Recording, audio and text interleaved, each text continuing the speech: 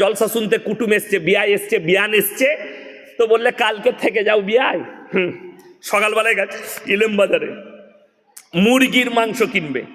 রাতের বেলায় জলসা শুনেছি ইয়াসিন ভাই বলে গেছে 1 কিলো ভালো মাংস দিয়ে জবাই করা। কিনছেন জবাই করা মাংস, টাকাটা আবার সুদের টাকা, সেই একই মালটারি। কথা বোঝাতে পারলাম? হ্যাঁ, এই যে বায়ানটা করলাম, মুমতাজ ভাই তো আল্লাহর রহমতে হাদিস কোরআন থেকে নরম ভাবে বলে গেল। এই যে সুদের বায়ান করছি, সকালবেলায় খালি ইলেম বাজার থেকে আপনার এলাকার চায়ের দোকানগুলো দেখবেন, কোন মাল কটা গাল দিবে, সুদখোর মাল কটা। ওকে আবার দাউদ দেবে বাজে মুলবি, ওই মাল কটা গাল দিবা। তোরা গাল দিলে সুদ কখনো হালাল হবে না। ঠিক বললাম না ভুল বললাম? আমাকে গাল দিলে সুদ হালাল হবে? আমাকে গাল দিলে মদ হালাল হবে? কখনোই হবে না। মৌলবীকে তুমি গালি দাও, আমি এই বীরভূম ডিস্ট্রিক্টের কথা বলছি, জায়গার নাম করব না।